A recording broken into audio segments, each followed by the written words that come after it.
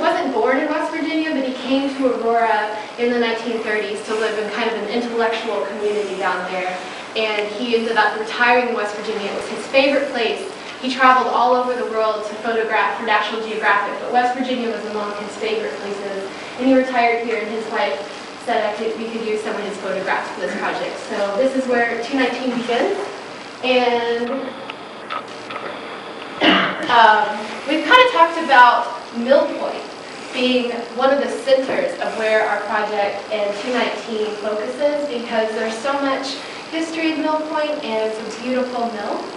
And also I wanted to share the song that is written in Mill Point and is kind of turning into our theme song for our 219 project.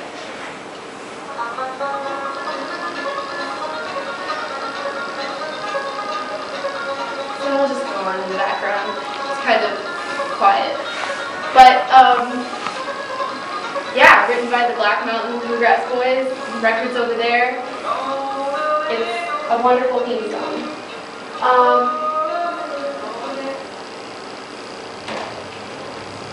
And I just wanted to share this one quote with you guys to think about as you hear these stories. The real voyage of discovery consists not in seeking new landscapes, but in having new eyes. And without further ado, I will turn it over to Greg Cusick, who will be reading from this book, the Federal Writers Project book, and she will be narrating. And some great volunteers in our audience will be sharing from the interviews that I've collected from 219. Thank you.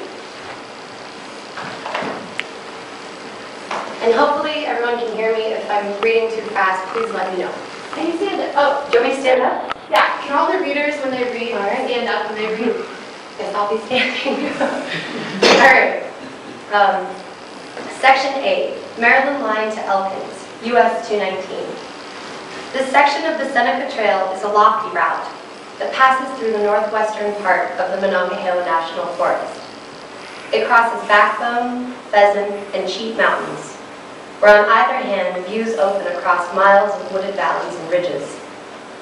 In spring, heavy fogs frequently shroud the mountaintops or fill the valleys like a ghostly sea. Along the route are wide buckwheat fields, bare mountains denuded of their timber, grimy coal camps, unspoiled woodlands, rocky gorges, and the city of Elkins, the commercial and railroad center of Tigard's Valley.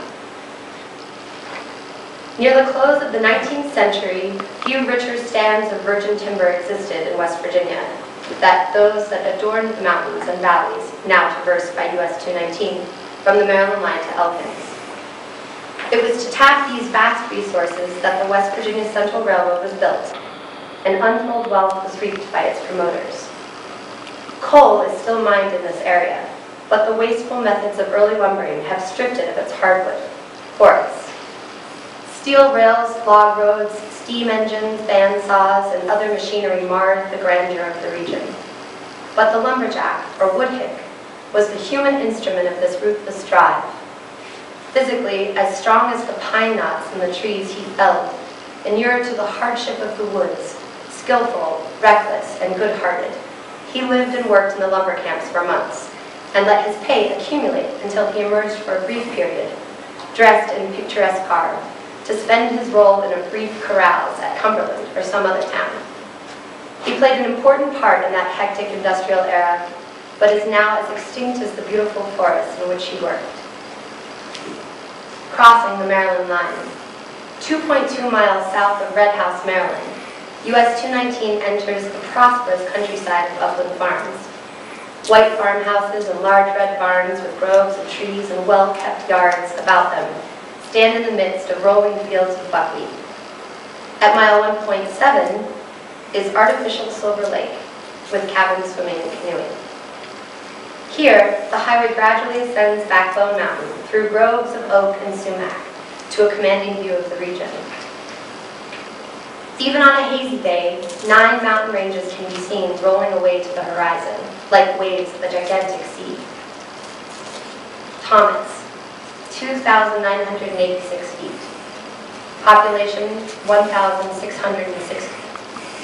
A coal town and trading center for surrounding mines, was founded in 1884 by U.S. Senator Stephen B. Elkins and U.S. Senator Henry Gassaway Davis. The town was named for Colonel Thomas Davis, their associate in developing the mines of this area. Incorporated in 1892, Thomas was granted a city charter in 1926. The highway bypasses the center of the city, which lies across a small, shallow stream, the North Fork of the Blackwater River. A shaft mine and a drift mine provide employment for a large proportion of the city, which has a heterogeneous population drawn from 18 countries: Poland, Hungary, Italy, Greece, Yugoslavia, Lithuania, among others.